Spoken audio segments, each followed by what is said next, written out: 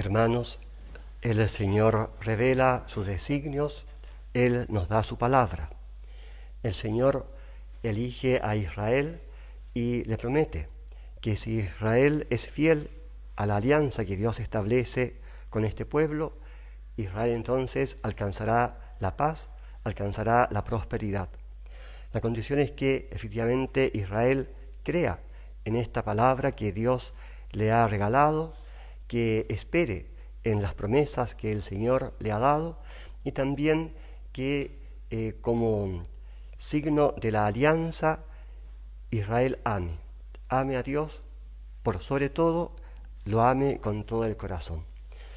Pero para esto entonces Israel tiene que ser siempre el pueblo elegido, es decir, el pueblo que se confía completamente en el Señor y no pone su confianza en nadie más. Y hoy día, de nuevo, el profeta Oseas le asevera a Israel cómo por esa falta de fe de Israel, porque no pone toda su esperanza en el Señor, porque no le ama con todo el corazón, entonces busca su prosperidad en donde aparentemente está el poder, que en ese momento es este gran imperio Asiria.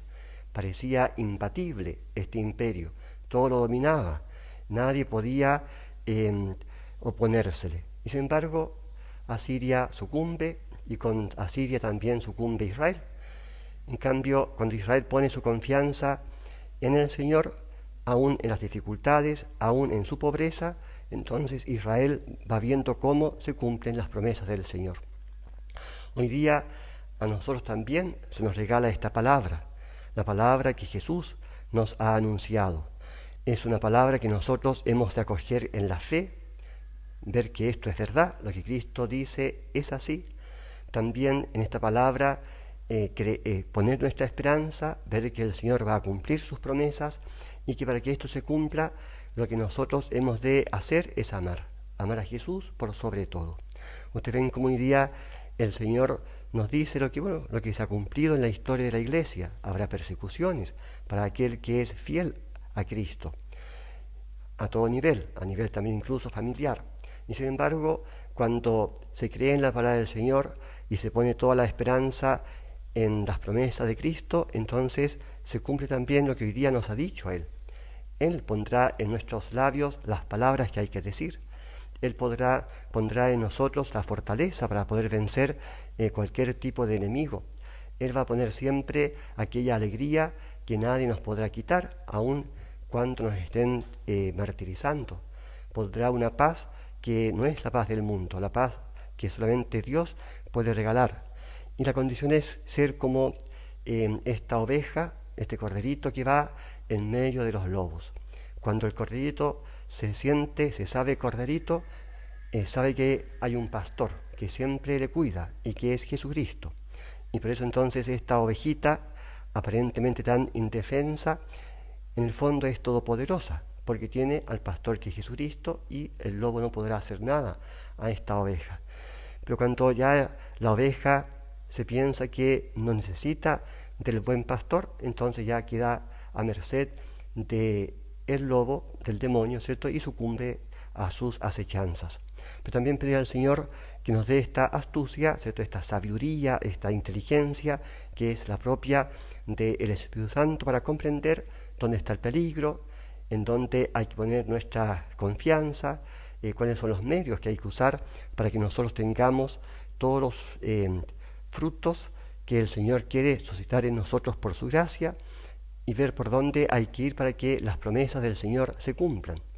Y ustedes ven que esa inteligencia, esa astucia, tiene que hacernos comprender que los medios son los que nos ha dado el Señor, que son la oración, es la confianza puesta siempre en Él, es la pobreza, ¿cierto? En el sentido de no tener nada como propio, como si fuera eso lo que nos va a salvar o nos va a dar alegría y paz. Los medios son estrictamente medios completamente sobrenaturales. Y es eso lo que hay que pedir siempre en nuestra oración. Pedid y se os dará. Por lo tanto, no pedimos nosotros que nos vaya bien en cosas de este mundo, no estamos pidiendo que el Señor nos ayude a trabajar como trabajan los otros, sino que lo que le pedimos es lo que es propio del Señor y que nos supera absolutamente. La fe, la esperanza, la caridad, esta confianza totalmente puesta en el Señor, el mismo don de la oración, el don de poder morir, incluso mártir, por Cristo, derramando su sangre por Él y así alcanzar la vida eterna. Y para esto entonces también pedir que podamos todos los días tener el pan de cada día, que es la Eucaristía, porque es el pan justamente de los hijos de Dios, es el alimento con que nos alimenta el buen pastor, es Cristo mismo el pasto, la comida que tiene que alimentar a la oveja, y así entonces de esa manera, por este alimento que es Cristo mismo, podamos ser fortalecidos, ser peregrinos y vencer a todos nuestros enemigos y alcanzar algún día la vida de la gloria que nos ha prometido el Señor y en la que nosotros creemos, tanto anhelamos y justamente queremos que algún día en esa vida eterna podamos amar eternamente a Dios el Señor.